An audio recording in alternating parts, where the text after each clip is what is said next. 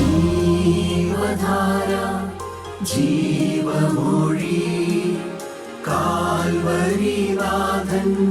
സ്നേഹമൊഴി തിരുനിറത്താൽ ജീവനേകും യേശുനാഥന്റെ ജീവമൊഴി ജീവധാര ജീവധാര ജീവധാര.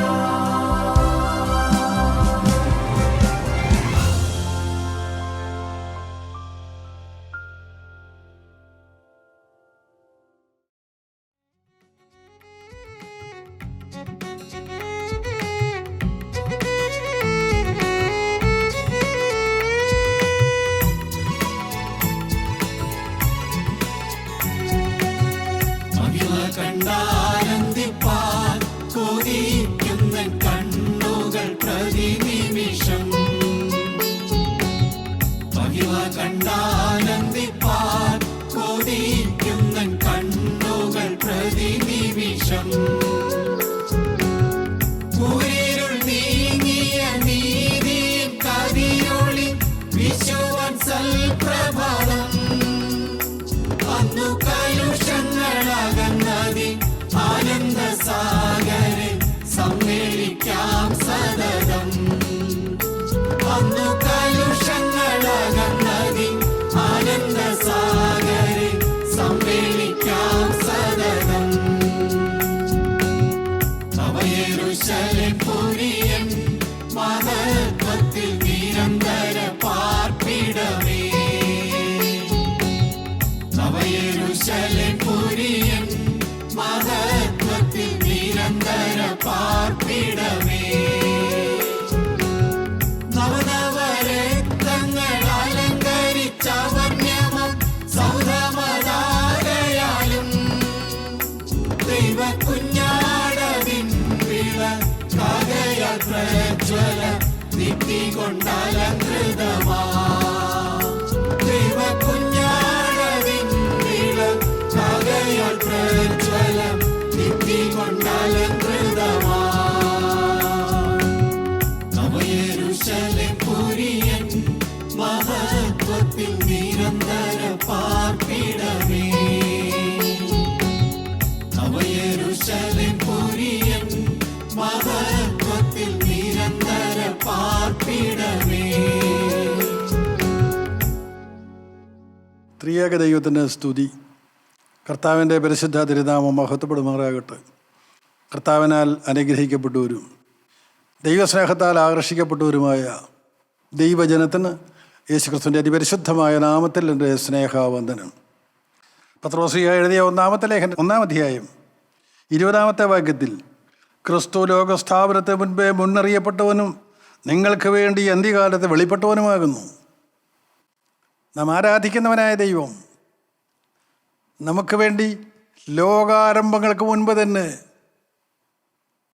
സ്വർഗീയ കാര്യാലോചനാ സഭയിൽ ഞാൻ അവർക്ക് വേണ്ടി യാഗമായി കൊള്ളാമെന്ന് നമുക്ക് വേണ്ടി സമർപ്പണവത്തവനായ കർത്താവായ യേശു ക്രിസ്തു, ആ ക്രിസ്തു ലോകസ്ഥാപനത്തിന് മുൻപേ മുന്നറിയപ്പെട്ടവനും നിങ്ങൾക്ക് വേണ്ടി അന്ത്യകാലത്ത് വെളിപ്പെട്ടവനുമാകുന്നു. ആ യേശുക്രിസ്തുവിനാൽ നാം മുന്നറിയപ്പെട്ടവരാണ്. നാം സൃഷ്ടിക്കപ്പെടുന്നതിന് മുൻപേ നാം മറക്കരുത്. ഞാൻ നിങ്ങളുമാരാണ്. നാം മുന്നറിയപ്പെട്ടവരാണ്. സൃഷ്ടിക്കപ്പെടുന്നതിന് മുൻപേ നാം മുന്നറിയപ്പെട്ടവരാണ്. മറക്കരുത്. വേദത്തിലെ മാറ്റമില്ലാത്ത ദൈവത്തിൻ്റെ വചനം. തീമോഥെയോസിന് 2-ാമത്തെ ലേഖനം 1-ാം അധ്യായം 9-ാമത്തെ വാക്യത്തിൽ അപ്പോസ്തലനായ പൗലോസ് ഇപ്രകാരം പറയും. 2 തീമോഥെയോസ് 1:9. അവൻ നമ്മെ രക്ഷിക്കുകയും വിശുദ്ധ വിളികൊണ്ട് വിളിക്കുകയും ചെയ്തത് നമ്മുടെ പ്രവൃത്തികൾ നിമിത്തമല്ല, സകലകാലത്തിനു മുമ്പേ ക്രിസ്തുയേശുവിൽ നമുക്ക് നൽകിയിരിക്കുന്നതും ഇപ്പോൾ മരണം നീക്കുകയും സുവിശേഷം കൊണ്ട് ജീവനും അക്ഷയതയും വെളിപ്പെടുത്തുകയും ചെയ്ത നമ്മുടെ രക്ഷിതാവായ ക്രിസ്തുയേശുവിൻ്റെ പ്രത്യക്ഷതയാൽ വെളിപ്പെട്ടിരിക്കുന്നതുമായ തൻ്റെ സ്വന്തം നിർണയത്തിനും കൃപയ്ക്കും ഒത്തവണ്ണമത്രേ. സ്തോത്രം. പ്രിയപുത്രനായ തീമോഥെയോസിനോട് പറയുകയാണ്, സദാ സകലകാലത്തിന് മുൻപേ നമ്മെക്കുറിച്ചുള്ള യേശുക്രിസ്തുവിൻ്റെ ലക്ഷ്യത്താൽ അവൻ നമുക്ക് നൽകിയിരിക്കുന്ന കൃപയാൽ നമ്മെ രക്ഷിക്കുകയും വിശുദ്ധ വിളി കൊണ്ട് വിളിക്കുകയും ചെയ്തു. നാം വിളിക്കപ്പെട്ടവരാണ്. സ്തോത്രം.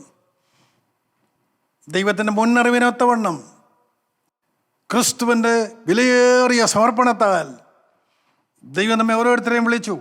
സകല കാലത്തിന് മുൻപേ നമ്മെക്കുറിച്ചുള്ള ക്രിസ്തുവിൻ്റെ ലക്ഷ്യത്താൽ അവൻ നമുക്ക് നൽകിയിരിക്കുന്ന കൃപയാൽ നമ്മെ രക്ഷിക്കുകയും വിശുദ്ധ വിളി കൊണ്ട് വിളിക്കുകയും ചെയ്തു. പ്രിയപ്പെട്ടവർ, എല്ലാം സൗജന്യദാനം. സഹോദര, നിൻ്റേതായ ഒന്നുമില്ല. നഗ്നനായി ഭൂമിയിലേക്ക് വന്ന് നീ നഗ്നനായി പോവും. നിനക്ക് എന്തെങ്കിലും ഉണ്ടോ? കൃപയാൽ ദൈവം നിനക്ക് ദാനമായി തന്നത്. സ്തോത്രം. എളിമ വേണേ, എളിമ വേണേ. കുഴിച്ചെടുത്ത ഖനിഗർഭത്തിലേക്കും വെട്ടിയെടുത്ത പാറയിലേക്കും നീ നോക്കിക്കൊണ്ടിരിക്കണമേ. നന്ദിയില്ലാതെ പോകരുത്, അഹങ്കാരം വരരുത്, അതിൻ്റെ നേരെ വിരൽ ചൂണ്ടരുത്. നീ ആരാണ്? നീ കൃപയാൽ നിൽക്കുന്നു. നിനക്ക് എന്തെങ്കിലും ഉണ്ടെങ്കിൽ ദൈവം സൗജന്യമായി തന്നതാണ്. സകലകാലത്തിന് മുൻപേ നമ്മെക്കുറിച്ചുള്ള യേശുക്രിസ്തുവിൻ്റെ ലക്ഷ്യത്താൽ, സ്തോത്രം, തൻ്റെ സഹോദരന്മാരായി എന്നെയും നിങ്ങളെയും കർത്താവായ യേശുക്രിസ്തു സകലകാലത്തിന് മുൻപേ കണ്ടു. നാം സൃഷ്ടിക്കപ്പെടുന്നതിന് മുൻപേ കണ്ടു. എനിക്ക് വേണ്ടി ജാമ്യക്കാരനായി നിൽക്കുന്ന പുത്രനായ ദൈവം അവൻ്റെ സഹോദരന്മാരായി നമ്മെ ഓരോരുത്തരെയും കണ്ടതാണ്. എന്ത് യോഗ്യത പ്രിയപ്പെട്ടവർ! അവിടെ എഴുമയല്ലേ, താഴാനല്ലേ ഉള്ളൂ. സ്തോത്രം. നമുക്ക് വീണ്ടും വായിക്കാം. പത്രോസ് എഴുതിയ 1-ാമത്തെ ലേഖനം 1-ാം അധ്യായത്തിൻ്റെ 2-ാമത്തെ വാക്യത്തിൽ അപ്പോസ്തലനായ പത്രോസ് പ്രകാരം പറയും: പിതാവായ ദൈവത്തിൻ്റെ മുന്നറിവിന് ഒത്തവണ്ണം ആത്മാവിൻ്റെ വിശുദ്ധീകരണം പ്രാപിച്ച് അനുസരണം കാണിപ്പാനും ക്രിസ്തുയേശുവിൻ്റെ രക്തത്താൽ തളിക്കപ്പെട്ടവനുമായി വൃതന്മാരുമായവർക്ക് എഴുതുന്നത്. സ്തോത്രം. ദൈവമക്കളെ, നിങ്ങൾക്ക് അത് എത്ര മണിക്കൂറിന് ധ്യാനിച്ചാലും തീരാത്ത വിഷയങ്ങളാണത്. എന്താണ് അപ്പോസ്തലനായ പത്രോസ് പറയുന്നത്? പിതാവായ ദൈവത്തിൻ്റെ മുന്നറിവിനാൽ, ഞാൻ നിങ്ങളെ സൃഷ്ടിക്കപ്പെടുന്നതിന് മുൻപ്, ലോകസ്ഥാപനത്തിന് മുൻപ്, പിതാവായ ദൈവത്തിൻ്റെ മുന്നറിവിനാൽ ആത്മാവിൻ്റെ വിശുദ്ധീകരണം പ്രാപിച്ച് അനുസരണം കാണിക്കുവാനും യേശുക്രിസ്തുവിൻ്റെ രക്തത്താൽ തളിക്കപ്പെടുവാനുമായി തിരഞ്ഞെടുക്കപ്പെട്ടവർക്ക് എഴുതുന്നത്. ഞാനും നിങ്ങളും ആരാണ്? സ്വർഗത്തിൻ്റെ കാര്യപാടി ഞാനും നിങ്ങളും ആരാണ്?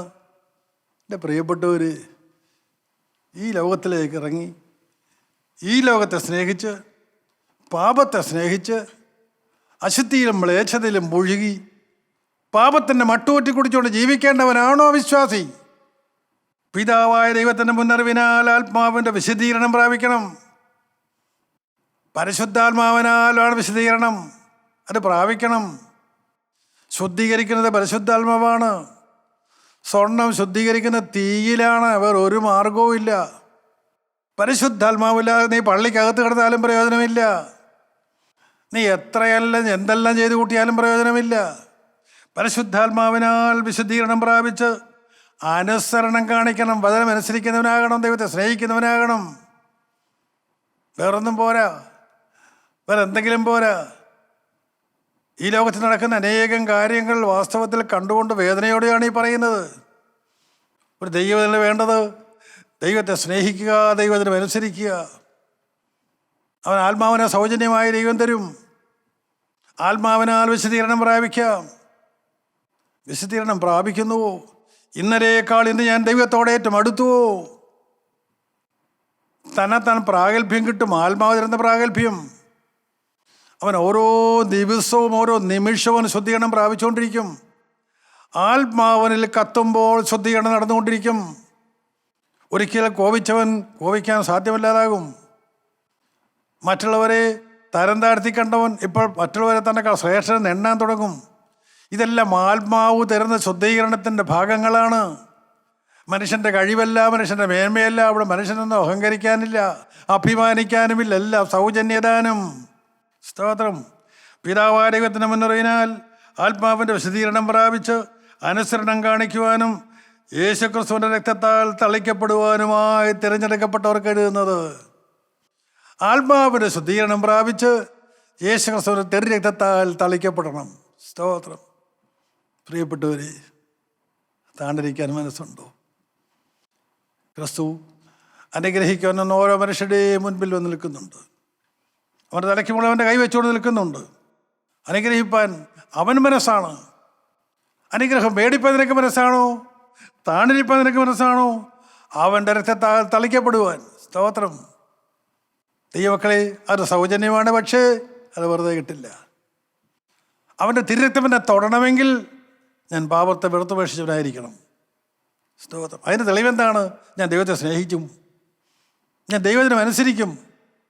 അവൻ്റെ മേൽ യേശുക്രിസ്തുവിന്റെ തിരുരക്തം തളിക്കപ്പെടും. അവൻ പരിശുദ്ധാത്മാവിനുള്ള ശുദ്ധീകരണം പ്രാപിച്ചുകൊണ്ടേയിരിക്കും. മരണത്തോളമുള്ള പ്രക്രിയ. സ്തോത്രം. ഇതിന് നിങ്ങൾക്ക് മനസ്സാണോ പ്രിയപ്പെട്ടവർ? കൊരിന്ത്യർക്കെഴുതിയ 1-ാമത്തെ ലേഖനം 8-ാം അധ്യായത്തിൻ്റെ 3-ാമത്തെ വാക്യത്തിൽ അപ്പോസ്തലനായ പൗലോസ് ഇപ്രകാരം പറയും: ഒരുത്തൻ ദൈവത്തെ സ്നേഹിക്കുന്നുവെങ്കിലോ അവനെ ദൈവം അറിഞ്ഞിരിക്കുന്നു. പ്രത്യേകിച്ച് പദവിയൊന്നും നിനക്ക് വേണ്ട. നിന്നെ ആരും മാനിക്കണമെന്നുമില്ല, നിന്നെക്കുറിച്ച് ആരും നല്ലത് പറയണമെന്നുമില്ല. വാസ്തവത്തിൽ ഭക്തിയോടെ ജീവിക്കാൻ മനസ്സുള്ള ഏതൊരു വ്യക്തിക്ക് ഉപദ്രവം ഉണ്ടാകുമെന്നുള്ളത് സത്യമായ ദൈവത്തിൻ്റെ വചനമാണ്. എന്നാൽ നീ ദൈവത്തെ സ്നേഹിച്ചു തുടങ്ങുമ്പോൾ, നീ ദൈവജനം അനുസരിച്ച് തുടങ്ങുമ്പോൾ ദൈവം നിന്നെ അറിയുന്നു, അവൻ നിന്നെ കണ്ടുകൊണ്ടിരിക്കുന്നു. സ്തോത്രം.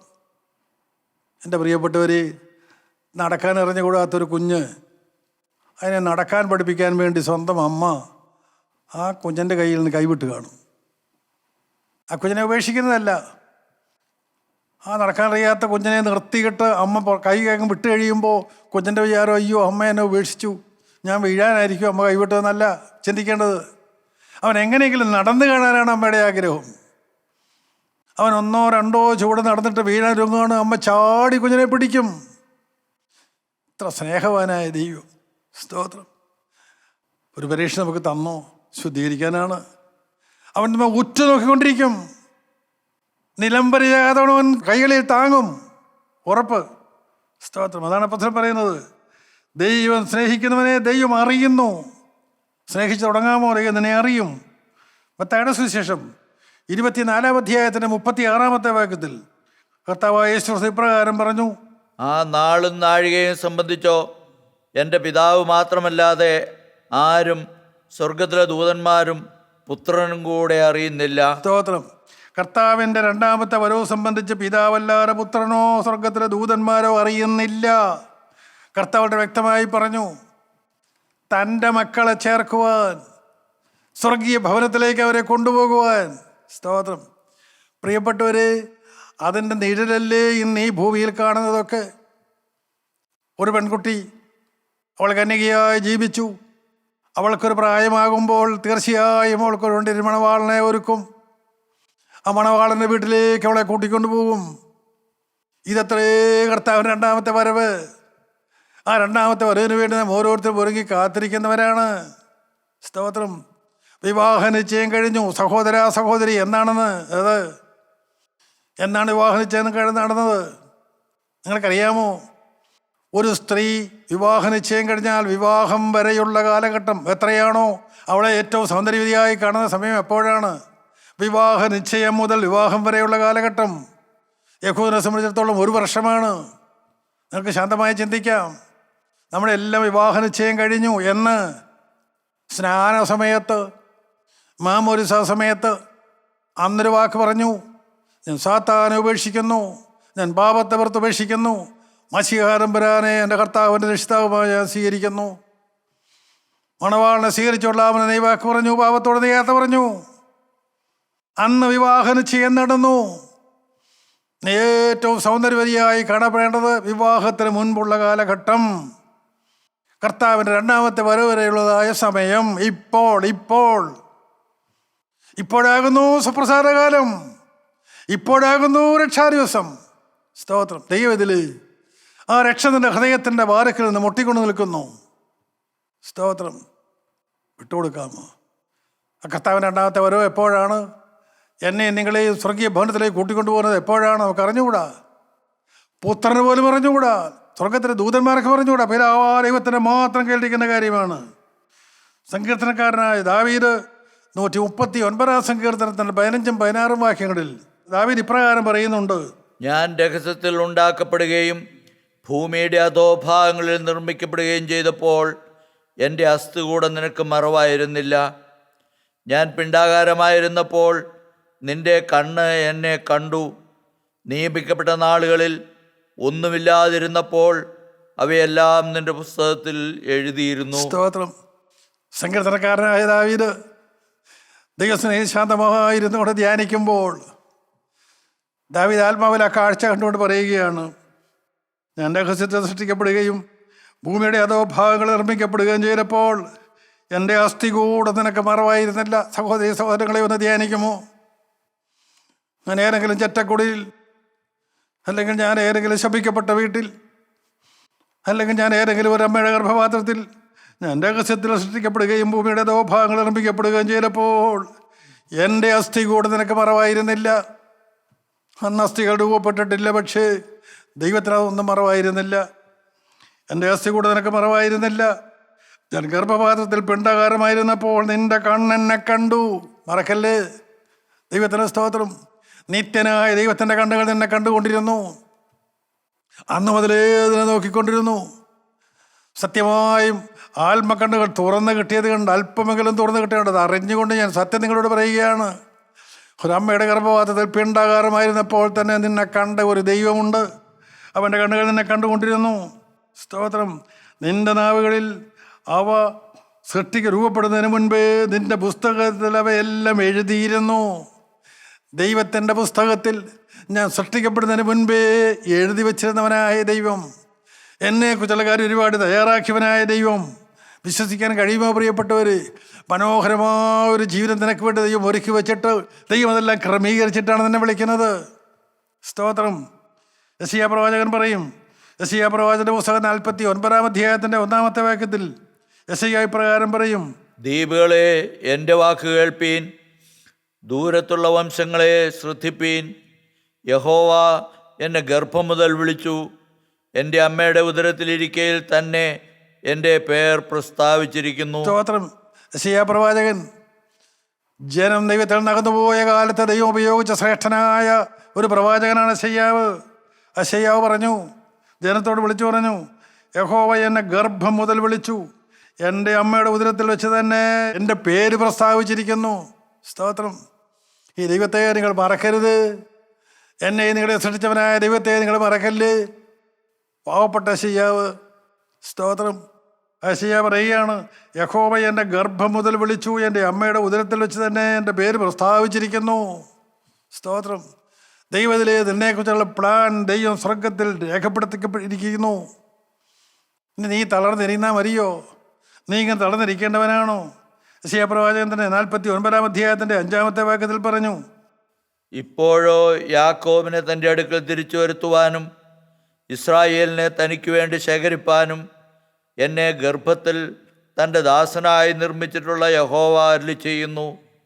ഞാൻ യഹോവയ്ക്ക് മാന്യനും എൻ്റെ ദൈവം എൻ്റെ ബലവുമാകുന്നു. എന്നെ ഗർഭത്തിൽ എൻ്റെ ദാസനായി നിർമ്മിച്ചിട്ടുള്ള യഹോവ അരുളി ചെയ്യുന്നു, ഞാൻ യഹോവയ്ക്ക് മാന്യനും എൻ്റെ ദൈവം എൻ്റെ ബലവുമാകുന്നു. സ്തോത്രം.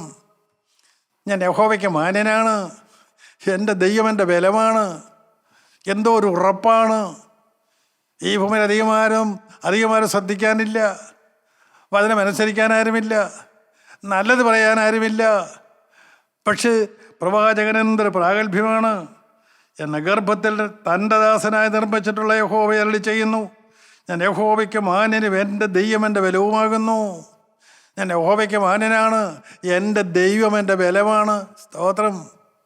അവൻ എന്നോടുകൂടെ ഉണ്ടോ? ബലമാണ്.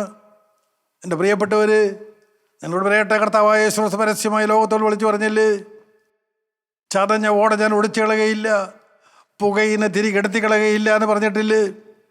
ചതഞ്ഞ ഓട, മിസ്രൈമിലെ ഓട, നൈൽ നദിയുടെ 2 വശങ്ങളിലും കാണപ്പെടുന്നതായ ആടുന്ന ഓട, ഒരു ചെറിയ കാറ്റ് വന്നാൽ ആടിപ്പോകുന്ന ഓട, അകം പൊള്ളയായ ഓട, കണ്ടാൽ നല്ല ബലമുണ്ട് എന്നൊക്കെ തോന്നും.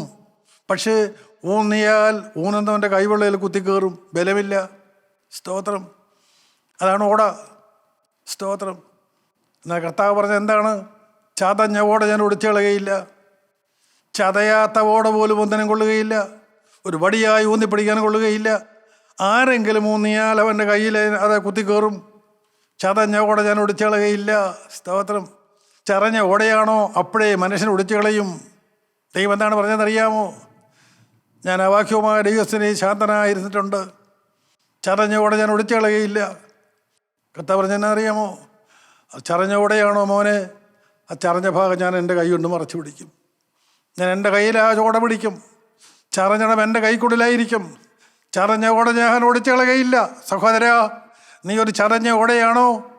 നീ എവിടെയെങ്കിലും പൊട്ടിപ്പോയ ഓടയാണോ? നിന്നെ ഉള്ളങ്കരങ്ങളിൽ വഹിക്കുന്ന ഒരു ദൈവമുണ്ട്. സ്തോത്രം.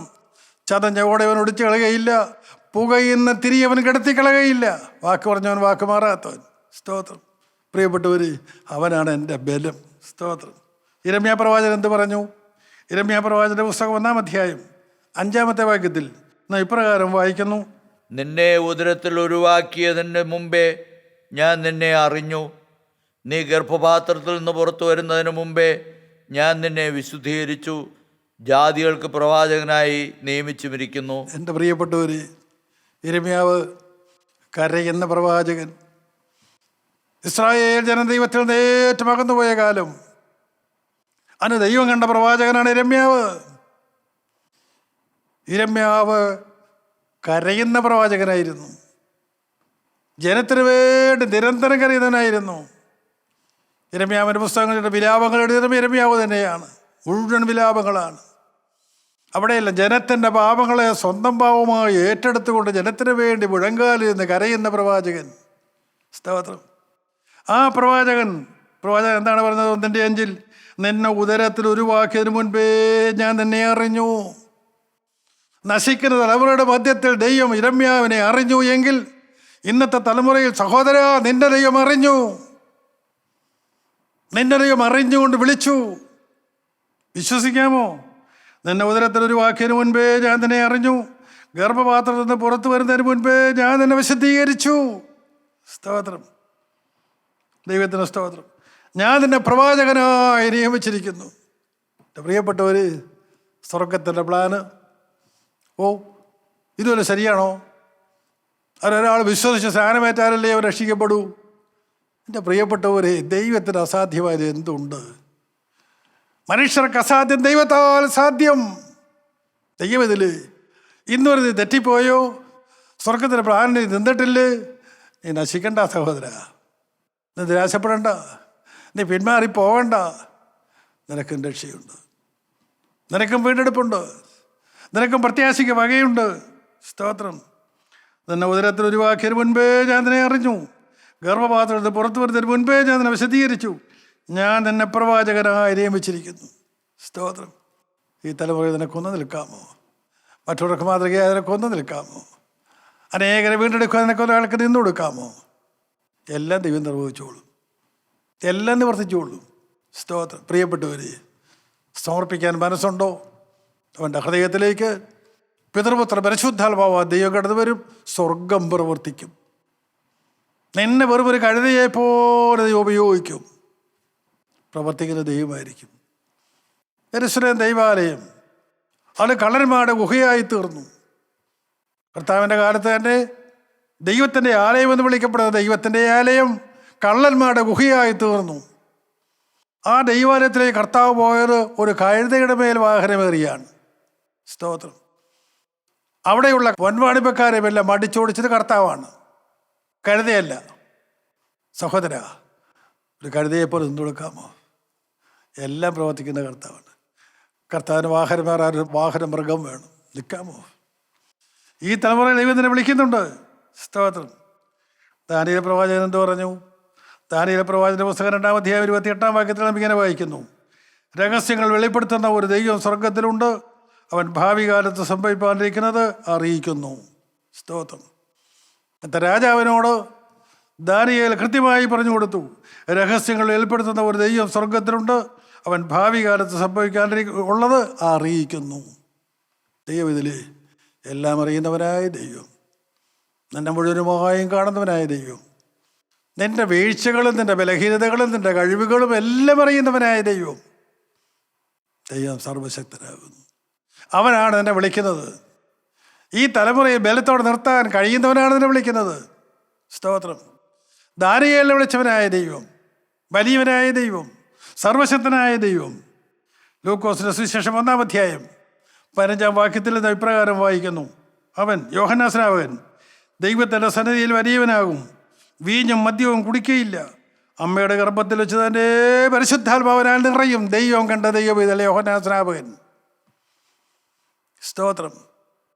കർത്താവിന് വേണ്ടി വഴിയൊരുക്കുവാൻ വന്ന യോഹന്നാൻ സ്നാപകൻ.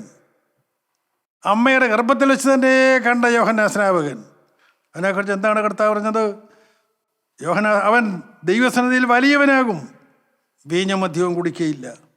അമ്മയുടെ ഗർഭത്തിൽ വെച്ച് തന്നെ പരിശുദ്ധാത്മാവ് കൊണ്ട് നിറയും. സഹോദര, ഈ തലമുറയിൽ നിന്നെ പരിശുദ്ധാത്മാവ് നിറയ്ക്കാൻ കർത്താവിന് കഴിയും. നിന്നെ വിശദീകരിക്കാൻ കർത്താവിന് കഴിയും. അവന് വേണ്ടി നിർത്തുവാൻ നിനക്ക് കഴിയും. നിന്നില്ലേ യോഹന്നാൻ സ്നാപകൻ? കർത്താവിന് വഴി ഒരുക്കിയില്ലേ? കർത്താവിന് വഴിയൊരുക്കാൻ വന്നവൻ ആത്മ നിറവുള്ളവനായി നിന്നില്ലേ? നാസി വ്രതമുള്ളവനായി നിന്നില്ലേ? വെറും ഒട്ടകരോമങ്ങളുടെ ഉടുപ്പും തോൽവാറും ധരിച്ചവനായി അവൻ ഈ ഭൂമിയിലൂടെ നടന്നില്ലേ? മരുഭൂമിയിൽ നിന്ന് വന്നില്ലേ? ദയ്യം നടത്തിയവനല്ലേ യോഹന്നാൻ? വെട്ടിക്കളിയും കാട്ടുനേരും ഉപയോഗിച്ചവനല്ലേ? വിദ്യാഭ്യാസം ഇല്ലാത്തവനല്ലേ? എന്നാൽ അവനിവിടെ വന്നിട്ട് എന്താണ് പറഞ്ഞത്? സർപ്പസന്തതികളെ, അനീതിയുള്ള തലമുറയുടെ നേരെ വിരൽ ചൂണ്ടിക്കൊണ്ട് സർപ്പസന്തതികളെ എന്ന് വിളിക്കാൻ മടിച്ചില്ല.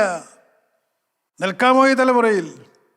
ദൈവത്തോട് നിൽക്കാമോ പ്രിയപ്പെട്ടവര്? ജീവിക്കുന്ന കാലം. സ്തോത്രം, സ്തോത്രം. ആരായിരുന്നു സ്തേഫാനോസ്? അന്നത്തെ ആത്മ നിറവുള്ളവനായിരുന്നില്ലേ? തീക്ഷ്ണതവനായിരുന്നില്ലേ? ഭക്തനായിരുന്നില്ലേ? ജോലി എന്താ? മേശകളിൽ ശുശ്രൂഷിക്കുക. തിരഞ്ഞെടുത്തു ആ സ്തേഫാനോസ്. സ്തോത്രം. കന്യപ്രസംഗം പൂർത്തിയാക്കിയില്ല. അവനെ കല്ലെറിഞ്ഞ് കൊന്നു. അവന് നഷ്ടം വല്ലതും വന്നോ? അവന് നഷ്ടം വല്ലതും വന്നോ സ്തേഫാനോസിന്? സ്തോത്രം. ബുദ്ധിയില്ലാത്ത മനുഷ്യൻ ചിന്തിക്കും, ദൈവത്തിന് വേണമെങ്കിൽ അവനെ കുറച്ച് ആയുസ് കൊടുക്കാമായിരുന്നല്ലോ. ഒരു പ്രസംഗം പോലും അവന് പൂർത്തിയാക്കാൻ കഴിഞ്ഞില്ലല്ലോ, അവനെ കൊന്നുകളഞ്ഞല്ലോ. എൻ്റെ പ്രിയപ്പെട്ടവർ, അവൻ്റെ വേലയെ വന്ന് വർത്തിച്ചു. അവനെ കൊണ്ട് ഉദ്ദേശിച്ച വേലയെ വന്ന് വർത്തിച്ചു. സ്തോത്രം. സ്തേഫാനോസിനെ കുറിച്ചുള്ള വേല ദൈവം നിവർത്തിച്ചു. എന്താണത്? ഒറ്റ വാചകം, കർത്താവേ ഇവരുടെ പാപം നിർത്തരുതേ. സ്തേഫാനോസ് പ്രാർത്ഥിച്ചു. കർത്താവേ എന്നുള്ളൊരു ഒറ്റ വാക്ക് സ്തേഫാനോസിൻ്റെ വായിൽ നിന്ന് വന്നു. അത് ശൗലിൻ്റെ ഹൃദയത്തെ പിളർന്നു. ആ ഒരൊറ്റ വാക്കാണ് ശൗലിനെ മാനസാന്തരത്തിലേക്ക് നടത്തിയത്. ദൈവം ഇതിലേ ചില ആത്മാക്കളെ നേടുവാൻ ദൈവത്തിനെ കുറിച്ച് കണ്ടിട്ടുണ്ട്. നിൽക്കാമോ? നിന്റെ നാവിൽ ദൈവം വചനം വരച്ച് തന്നുകൊള്ളും. നിന്നെ കൊണ്ട് അത് വർത്തിച്ചുകൊള്ളും. പ്രവർത്തിക്കുന്ന ദൈവമാണ്, പക്ഷെ ക്രെഡിറ്റ് നിനക്കാണ്. സ്തോത്രം. നമുക്ക് നിൽക്കാം, താഴ്ത്തി കൊടുക്കാം. നമുക്ക് ദൈവത്തോട് ഇപ്പോൾ ഒരു വാക്ക് പറയാം. കർത്താവേ, പാഴായിപ്പോയ സമയങ്ങൾ, പാഴായിപ്പോയ ആയുസ്, അവശേഷിക്കുന്ന അല്പായുസ് നിനക്ക് തരട്ടെ. സ്വീകരിക്കാമോ? നമുക്ക് നമ്മെ തന്നെ താഴ്ത്തി കൊടുക്കാം. സ്നേഹമുള്ള പിതാവേ, വാഴ്ത്തപ്പെട്ട കർത്താവേ, യേശുക്രിസ്തുവിന്റെ തിരുരക്തം സകല പാപവും ശുദ്ധീകരിക്കുന്നു. ഞങ്ങൾ വിശ്വസിക്കുന്നു, താഴ്ത്തുന്നു. ആ മുറിഞ്ഞ കരങ്ങൾ ഞങ്ങളുടെ മേൽ വയ്ക്കണമേ. യേശുക്രിസ്തുവിന്റെ തിരുരക്തത്താൽ ഞങ്ങളെ തളിക്കണമേ. പാപങ്ങളുടെ മേൽ മോചനം ഞങ്ങൾക്ക് തരണമേ. പാപത്തിന് മേൽ ജയം ഞങ്ങൾക്ക് നൽകണമേ. പരിശുദ്ധാത്മാവിനെ തരണമേ, ശുദ്ധീകരിക്കണമേ. രണ്ടാമത്തെ വരവിനായി ഞങ്ങളെല്ലാവരും ഒരുക്കണമേ. മാനവ മഹത്വത്തോടെ എടുക്കണമേ. യേശുക്രിസ്തുവിന്റെ അതിപരിശുദ്ധ നാമത്തിൽ തന്നെ. ആമീൻ.